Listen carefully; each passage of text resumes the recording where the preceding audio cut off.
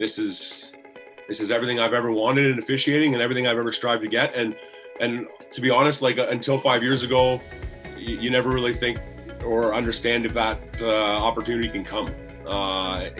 Once you kind of see it coming, and it starts becoming a reality, it's just a big honor, and as a testament to the hockey that we come from in the OHL and the American League that I get to work in Ontario, right? Like those leagues are the best development leagues in the world.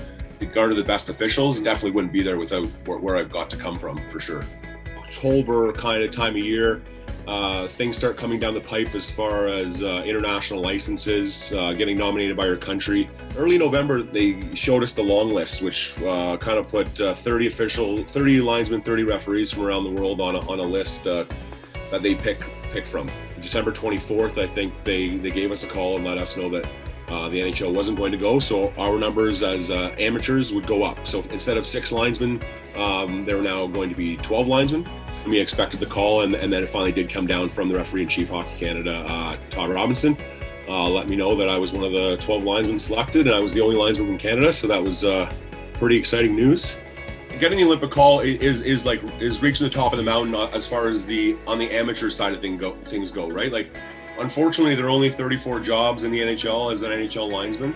And if you don't accomplish that goal, definitely my focus went to trying to climb the international side of things. To me, this is my NHL contract moment. This is my top of the mountain, kind of last feather in my cap. It'll really hit home when I get to Beijing and I jump off the plane, because we have to pass a couple key tests right before we go. And that's kind of the only barrier right now. So it's like, you don't want to get too excited until I get onto that plane and get off, and I'm kind of in my hotel room. It's kind of like on eggshells until that happens. Like, I know it's real, but it can be taken away from me in a heartbeat. And it's just, I won't kind of settle down until I get there, for sure. Here's Betts with room, 2-on-1 with Murphy. Betts drops McDavid to the front of the net. Forehand, he scores! Here's McDavid, short-handed, on a breakaway, crowd on its feet, McDavid scores! Coming from the Ontario Hockey League last 13 years really has prepared me to work with at the highest level of players and compete with the top officials in the world.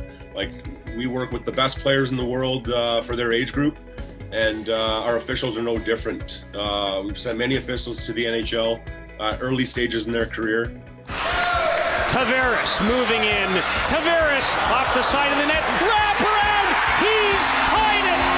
John Tavares completes the hat trick. It's pretty cool being able to drop the puck for the John Tavareses and the Connor McDavids and those kind of things. And it's going to be even cooler to drop the puck at the Olympics for some of these guys that I haven't seen in a while, right? For some of these guys that maybe have been playing pro in other places around the world that.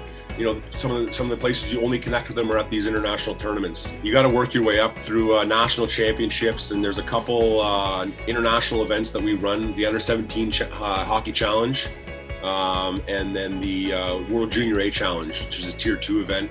So I did those 2 events, one in Windsor, one in Oshawa area.